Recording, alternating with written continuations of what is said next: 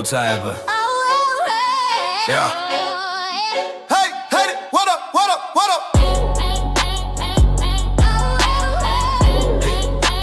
Software. A type voice creation. Hey, roll tide back, yeah, we ride from the dust. Go stepped out, they were praying we bust. 10 wins later and we still in the hunt. SEC title game, yeah, we back up front. They said we dead, but the tide don't drown. We reload quick, hold it down. Tuscaloosa build different legends in the clay. Haters talk loud, but they never won't play. First round here, let the world in the trance. Mouth wide open like they caught in the stands. Thought we were broken, thought we were done. And the tide rolled in and the scoreboard spun. Mind left blank, whole crowd in the freeze. We do what we do, make giants to their knees. Haters pray hard for the tide to fall flat, but the tide rose up. Now imagine that.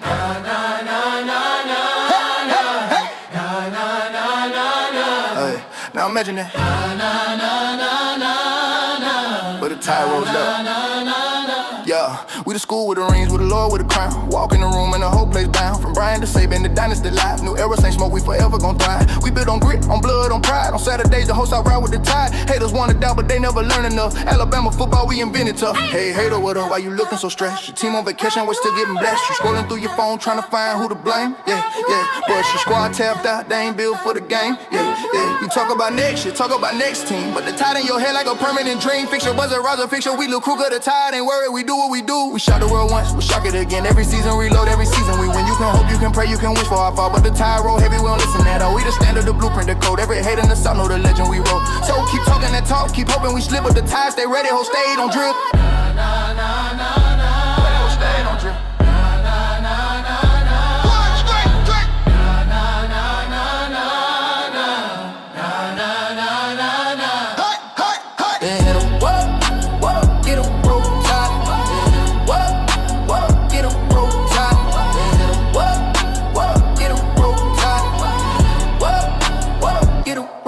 Why you mad we back up? What up? Get 'em broke time. Why you mad we back up?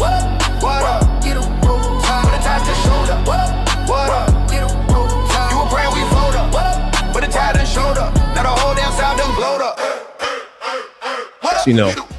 All right, tribe, grab the round because we're about to break down this 2026 Alabama defense. A unit is so loaded, so deep, so disrespected by outsiders. I'm thinking that half the country must have amnesia or something. They must have forgotten what happens. You let just let us get mad and start figuring things out. The tide is mad, man, and they're about to take out any offense that has the audacity to line up because they're gonna do their best. I think the Tide has a real good shot in every damn game we're gonna play. They're mad about last year's run defense. They're mad about the transfer portal losses. These people, they're mad about the national media pretending like Alabama's supposed to be rebuilding instead of reload. And most of all, they're mad that anybody that thinks this defense is about to snap back into a top 5 monster with bad intentions is crazy. You're just out of your mind. Let's start with the linebacker. That's the biggest concern for me. Who's going to be wearing the green dots? And these guys are lined up like a pack of wolves, man, who just found out who stole their lunch money. Man, the first guy through the door is a new guy, but he got a lot of playing experience. Man, Caleb Wilson, Virginia Tech. I was like, his transfer, sometimes didn't work out. I mean, we had one guy show up 2 years ago. They said he had to work on his cardio, and it never came to fruition. He was a number 1 person for his position. You go look it up, find yourself. I'm not going to disparage his name. Played a little bit, but not a lot. But they say he had a conditioning problem. So when people come from other schools, I'm kind of got my eye on like, so is that going to work? But Wilson put up 58 tackles, 2.5 tackles for loss, and a forced fumble in the first 9 games for the Hokies last year. But an injury cut his season short. And even with limited time, PFF still graded him one of the top 20 linebackers in run support, which is exactly what Alabama needs, more run support. This man didn't transfer to compete. He transferred to start. And look, it's coming together for him. Wooden brings a physical downhill presence to the defense that's hard to ignore. His length and frame allow him to play bigger than his listed size. It makes him a versatile asset, man. Somebody that can disrupt passing lanes, stick his nose in the run game with equal effectiveness. He has a natural instinct on how he tracks down the ball, often finds himself in the right position before the ball carrier can reach that second level. And that's what we need. We need more of that. Lawson did it, Jefferson, but they gone. We lost a lot in the middle. I will admit that. But with this doggone thing called a portal out here, if you got the eye, and you got a little money in your wallet, hey, you may not have a void for long. Go ask Miami. They find a quarterback every time they think about it. They need one. So Caleb Woodson, I think, the guy's going to be in the star for him. The long-term outlook for this guy is bright, especially as he has, functional weight to his frame. His motor is his greatest intangible. Now, he loves some high motor people. I just think Ruben Foster. Oh, God, he had a motor. That was one of them eggs. The last 3 letters in the car is an egg. I think it goes 300 miles an hour. That's the kind of Ruben Foster had, that kind of motor in it. He plays with a relentless energy and wears down opposing blockers over 4 quarters. So, get the right guy in there with him, it's going to look pretty good in that middle. And then you got QB Reese, young man. His father played over at Auburn, was a great play over at Auburn. And he returned to Alabama he put up 71 tackles last year, 6.5 for loss, 2 sacks, including his best 11 tackle night against Tennessee. He was trying to personally end that whole dang season in one night. He's fast, he's stronger, he's meaner than he was a year ago. And now he's playing like he got stock options in violence. He's one of the smoothest defensive operators we got out there when he drops in the coverage. He's moving with fluidity out there. Got that veteran. He's a veteran linebacker, even though he's just a sophomore. But I think he's been on campus for his 3rd year. Not sure about that. He possesses a rare calm in the middle of the field, showing the ability to read their quarterback eyes, jump routes without sacrificing his primary responsibilities. He has a promising future because of his he's got a high IQ. He's just got a high football IQ coupled with natural athleticism. Now, I wish I could get all the film and SEC. There you got to pay some money for that, baby. Tight sports. Hey, subscribe. Maybe we get there. But coaches have praised his ability to play sideline to sideline, and that range is a massive asset for a modern defense. If he continues to refine his techniques in the trenches, he has the potential to be a centerpiece of the unit. I think he probably will be the guy with the green dot on if something were to occur, but I think he's going to be starting right next to Caleb Woodson. And then you got to move over to, I call it a depth piece, Caden Jones. And he's a quintessential modern linebacker, sideline to sideline speed, all that. He diagnoses plays well. He just got on campus. He transferred in, but I didn't have any stats on him from his previous year. But it looks like he's going to be a rotational piece. It would be no surprise to me that the Crimson Tide is playing 30 people with decent minutes every game, because these guys stay fresh. It's going to be hard to beat them. It's going to be real hard. I mean, this guy, they're saying his hand fighting and shedding blocks is where he needs to, what Caden Jones needs to work on. But the ceiling is incredibly high for him because of his natural athletic profile. He has a nose for the ball that the coaches find is something that's impossible to teach. And that's a credit to him. And as he gains more experience and, high leverage situations, his confidence in taking calculated risks will grow, because, sometimes it's just a crapshoot out there. Another depth piece we added last year, Duke Johnson. Duke Johnson is a physical specimen at linebacker position. He got violent hands.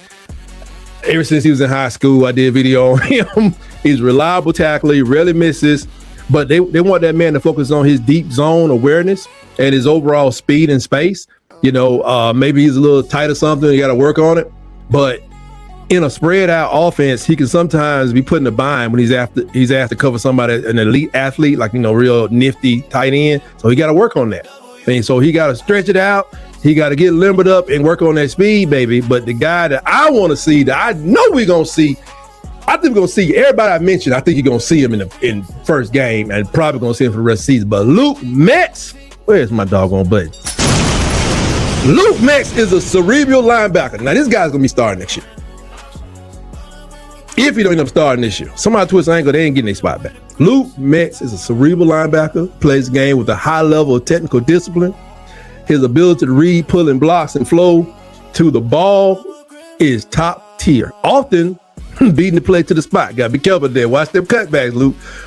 But he's a fundamental tackler, man. He tries to put this on his. You know what I'm saying? Every tackle. And you got to be in position to do that. He rarely finds himself out of position, man. And they're trying to get him to work on his explosive power, his pop on the point of contact. Man, he been popping all spring. It's in the doggone reports. The ones I've read. But Metz, you know, he's a coach's favorite because of his reliability and work ethic. So he out there working. Well, is he the most talented? He was pretty highly recruited. I think he was a 5-star, but you know, hard work be talent when talent don't work. But when talent is working, oh my God. Anybody know about Derrick Henry? That guy works. Now, Metz doesn't beat himself up, beat himself with mental errors, which makes him a glue on defense. I mean, he played a lot last year. He played enough, so I think he's ready to go live fire. Then we got some guys. I just want you to know the guys we got in this middle, I think they could play anywhere in the country, in the Power 4, but these guys are going to be rotating in. You know what I'm saying? Depending on who we playing, you got to make changes anyway. But, you got to hold up for a minute because there's a freshman that everybody keep whispering about, Xavier Griffin. Now, the whispering is, how we going to keep this man on the bench? How we going to not let this guy play? This man, they say he plays like, like he's, plays like a fire alarm, man. 6'3", already 225. He got track speed. It's almost like who was a thick track player? Let me see, like Ben Johnson, how he was built, like he just accidentally just came on a doggone football field, and he just went to the linebacker meeting and said, hey man, get your helmet, come on out here. But no, he don't have college stats, man, but he's got 5-star explosiveness. I think I already put his doggone video out. It's crazy. He got a reputation for ending drills early because, he's too hard. It's too hard. Walk-ons don't want no more.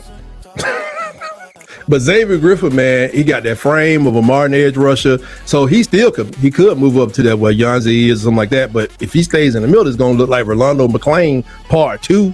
You know what I'm saying? One Courtney Upshaw. Just big, like, how is he able to, he could get me at the corner. Okay. This man got long arms, keep them blockers off. He got a vision to disrupt quarterbacks. He's surprisingly light on his feet. And he could drop into short zones and he could chase down plays from the backside with ease. I saw a lot of that. He was running down receivers and doing them jet sweeps. Not with this man on the field. Not in high school. Maybe they faster in college, but you better keep running, boy. Because Xavier is coming around there, he gonna get you, But this guy, he has potential. I know you're not gonna be probably, with a 5-star and all this, just not gonna not be able to put him in the mix. But I just talked about 6 people who got to play, 2 positions, 3 maybe, depending on how you move somebody. It's crazy out there. It's crazy with this defense. Kane Womack just gotta, what combination is gonna work best. I mean, he's already scheming up ways to release. I saw an article the other day. They say he got to figure out how he gonna keep this man interested in the program because he just can't let him not play. They have to give him some real good reasons. But it's a grueling, hopefully, 16, 17 game year. I mean, people gonna get ground up, have to take a break, in a game, may get dinged up. You got to rotate these guys. You got to have a high level rotation. So I think all these guys are going to play significant enough time to say, yeah, I played for Alabama, not that I was on the team. I mean, I just say, as far as these linebackers are concerned, if you're a quarterback in the SEC in particular, you want to make sure your health insurance is intact. Make sure your school got you taken care of. And if you're an offensive tackle, you might want to start stretching now because you're going to need it. Now, you already know, when you come off that edge, wait a minute, I got somebody came in. Who was that came in here? Carla Hinton 812, roll tide to you. Thank you for joining me tonight on Tight Sports Around the Herd here Tuesdays. Hey, thank you for joining in. Please subscribe, tell people about what we're doing.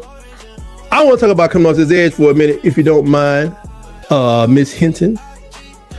There's Yanze Pierre, returning sack artist who decided skip the NFL, come on back, get this money. I mean, play one more year, terrorizing young children. The man has a problem, a full-blown, unavoidable, call your coordinator and apologize in advance problem. This man, 52 tackles last year, 14 half tackles for loss, 8 sacks, 3 forced fumbles in 2025, including a dominant performance against LSU where he lived in their backfield like he was paying rent, like he was calling plays like that. Like, let's go B-gap this time, coach.